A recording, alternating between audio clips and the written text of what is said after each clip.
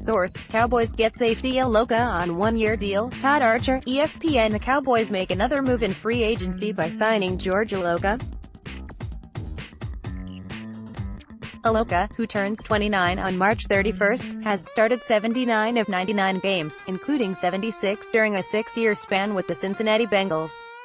After his release from the Bengals last year, he joined the Minnesota Vikings and started 3 of 16 games in 2018. He recently visited the Oakland Raiders before coming to the Star for a visit on Friday. For his career, Iloka has 9 interceptions, 3 forced fumbles and a fumble recovery. Why Cowboys' free agency moves haven't necessarily changed their draft needs. Kate Haropoulos, Sports Day. The Cowboys use free agency to fill holes, but it shouldn't change the team's approach in the draft, which is just collect as many good players as they can, regardless of need.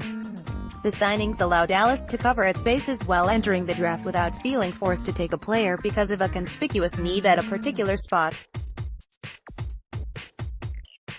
The Cowboys have protected themselves with the additions, and the short-term deals mean they can move freely to select players who can be part of the plan for the long term.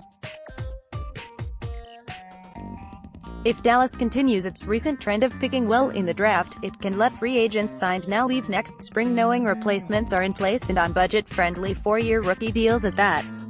But the free agent signings could give us a clue as to what to expect in the upcoming draft. The makeup of the Cowboys' free agency list could, in a way, foreshadow their priorities when it comes to the draft. Take what they did in March and April of 2018, adding receivers Allen Hurns and Deontay Thompson, offensive linemen Cameron Fleming and Marcus Martin, linebacker Joe Thomas and defensive end Kony Ealy. When the draft rolled around, they still took a linebacker, defensive guard, receiver and defensive end in rounds 1 to 4. Cowboys Draft Digest, Volume 7, no Earl Thomas among them, but a deep and talented safety group. Bob Sturm, The Athletic. Bob Sturm gives a nice scouting report of 5 different safeties, including a couple of favorites among Cowboys Nation.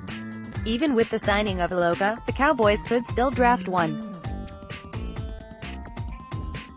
Taylor Rapp, Washington, 5'11" to 208 overall. When you get an athlete like this who gets high marks for effort and determination as well as being the smartest guy in the huddle who puts in time off the field, you start to understand why some team will run up to the podium to have him run their secondary for the next decade. A first-round grade here is easy to award. I am a big fan of what I have seen. Jonathan Abram, Mississippi State, 5'11" to 205 overall. Abram can play free safety, strong safety or slot corner, but I do think his best fit will be in that strong safety, linebacker hybrid that is all the rage these days. You will have to figure out how best to use him, but if you are looking for a real chaos-causing playmaker who the locker room really admires, Jonathan Abram sure seems to fit all of those descriptions and I don't see a coverage liability at all. I like him a lot and would put a second-round grade on him. The NFL's best bang for the buck free agent signings. Marcus Mosher, Bleacher Report. Marcus Mosher identifies the 8 best value signings so far in free agency, including a new edge rusher who has plenty of upside. Defensive end Kerry Hyder, Dallas Cowboys. Former Detroit Lions pass rusher Kerry Hyder was a forgotten player during free agency. After a breakout season in 2016, he tore his Achilles tendon before the 2017 campaign even started and missed the entire year. In 2018, new head coach Matt Patricia turned him into an interior rusher, and his statistics and quality of play both suffered. Hyder totaled just 1 sack and 6 tackles during his final year with the Lions, a disappointing season for a player 2 calendars removed from showing so much promise. However, the Cowboys signed him during the second week of free agency on a team-friendly deal. Hyder's 1-year contract is worth up to $1.5 million, and he'll receive just $200,000 in guaranteed money. With a low base salary, he's not a lock to make the roster. But if Hyder can prove he's fully recovered from his Achilles tear, he could make a significant impact for the Cowboys, maybe even as a starter. Expect him to find a way into Dallas' defensive line rotation as coordinator Rod Marinelli turns him back into a productive player. What the Robert Quinn trade buzz really says. Eric Lambert, NFL mocks the recent interest in Miami's edge rusher Robert Quinn has caused fans to wonder who they're trying to replace. Is this partly because the front office hasn't signed DeMarcus Lawrence long-term? Is the Randy Gregory uncertainty the culprit? Or maybe the team is having their doubts about former first-round pick Taco Charlton? It's hard not to feel discouraged at this point. Charlton looked like such a potential stud coming out of Michigan. Put him under the guidance of Rod Marinelli and there's no telling what he could accomplish.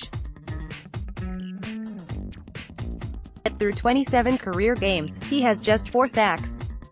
It certainly doesn't look good for his future in Dallas. Hence why the team is active in pursuit of Quinn. They need somebody who is at least reliable if no longer a stud opposite Lawrence.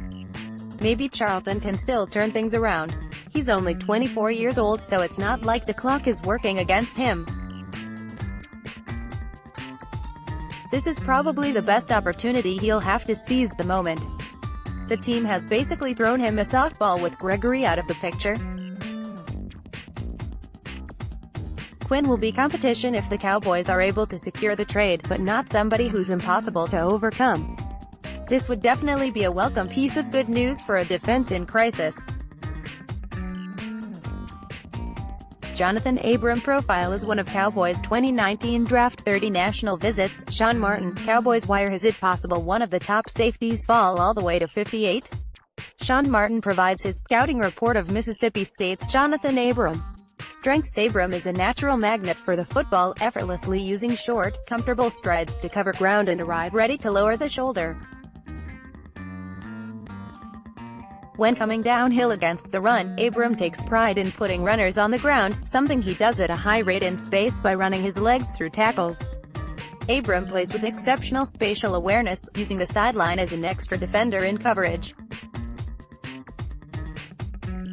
Not the most vertically explosive athlete, Abram doesn't shy away from attacking the ball at its highest point to separate it from the receiver. Understanding the routes developing in front of him, Abram consistently gets to the proper depth in his drops while remaining in position to break down and come up for shorter throws. There are few plays this safety will leave on the field throughout the course of the game. Asked to line up in the box occasionally, Abram is quick to shoot gaps with the speed to outrun linemen and stay clean as he picks through the line. Finding plays where opponents completely got the best of Abram is difficult. This is a composed player whose next team will need a clear plan for him. Once given this sense of direction, the untapped potential in Abram's game is high. In case you missed it, Cowboys draft prospect, safety Jonathan Abram. David Howman, blogging The Boys' Our Own David Howman pumps the brakes a little bit on Abram in his scouting report. Abram channels that aggression into top-notch hustle and punishing run defense. This is where he excels the most, so much so that some have floated the possibility of moving Abram to linebacker in nickel packages. He does a great job of flowing to the runner and navigating through traffic to make a big hit that brings the ball carrier down. There are times where Abram's willingness and desire to be so aggressive and physical gets him in trouble, with him taking poor angles because of how rushed he is to hit. Refining his patience and flexibility will aid in this area. For how monstrous Abram can be in run defense, he is lacking in pass coverage. Like most other safety prospects I've covered as potential Cowboys targets, Abram doesn't have elite athleticism. He's good at changing direction and his footwork is better than most, but when it comes to burst and quick reactions, Abram is less than ideal. Because of this, Abram can't be trusted as a single high safety, and putting him back there in cover 2 concepts might even be too risky depending on the competition. The Cowboys don't have a pick until 58, which means a few of the top safety talents won't be in play for them. Why Jerry Jones is unfazed by no first-rounder. Rob Phillips, Dallas Cowboys. The Cowboys owner shares his thoughts on a few topics, including how he's not bothered by not having a first-round pick in the upcoming draft. Jones excited about Cooper's 2019 role. Amari Cooper's impact on the Cowboys last season was well documented and significant. In the 9 games after Dallas dealt their first-round pick to Oakland for Cooper, the Pro Bowl wideout piled up 53 catches and 6 touchdowns in 9 games, and the Cowboys went 7-2 to clinch the NFC East. But Cowboys owner, general manager Jerry Jones believes there's more in store for Cooper on offense next season. Our coaches have had a chance to sit back and see what he can do, how he can improve in many areas of his game, because he's going to be multifaceted for us, Jones said earlier this month at the NFL Scouting Combine. He can have a lot of position flex for us. There are some things that he does: his ability to run routes, his ability to get out of routes, his size, his difficulty in bringing down. That anticipation of how he's going to fit in the future really keeps me excited and doesn't make me miss that no. One pick. This week the Cowboys have tweaked their receiver rotation by signing Randall Cobb, yet another slot option, as a replacement for free agent departure Cole Beasley. Cooper is signed through 2019 and the Cowboys have every intention of extending him long-term. Dallas Cowboys trade back in this 7th-round mock draft. Inside the star, John Williams, the Cowboys don't have a first-round pick, so they'll miss out on the elite talent early in the draft, so why not just trade back and stockpile picks? John Williams puts on his fancy pants and turns pick 58 into 3 third-round picks, 4 total, allowing them to have extra shots at finding starter talent at several different positions. 76 Gerald Willis 3, DL, Miami via trade with the Washington Redskins. This year's edition of the NFL Draft features a really deep class of defensive linemen. The Dallas Cowboys, though they've shored up their defensive interior with the signings of Christian Covington and Kerry Hyder, who can play on the edge or inside, the Cowboys will still look for long-term answers at the 3-tech position on the defensive line. Maliek Collins likely pencils in as the starter heading into 2019 at the 3-tech spot, but is only under contract through the 2019 season and has struggled with consistency while battling off-season injuries that have limited his preparation. Gerald Willis 3 is a player that profiles as a 3-tech with his athleticism and strength. He had 4 sacks and 18 tackles for loss for the Miami Hurricanes. He's a raw player that only played 1 full season at Division I, but under the wings of defensive line guru Rod Marinelli, could be the solution to the Cowboys' interior pass rush. Cowboys 7th-round mock draft, March 22, 2019. KD. Drummond, Cowboys wire. There's always a chance that a talented player at a position of need falls to them at 58.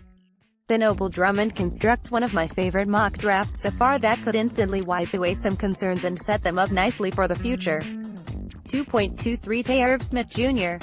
Alabama 44 receptions, 710 yards, 7 TDs would get to learn under Jason Witten for a year. Better seam threat than blocker, but Jarwin Schultz can do that.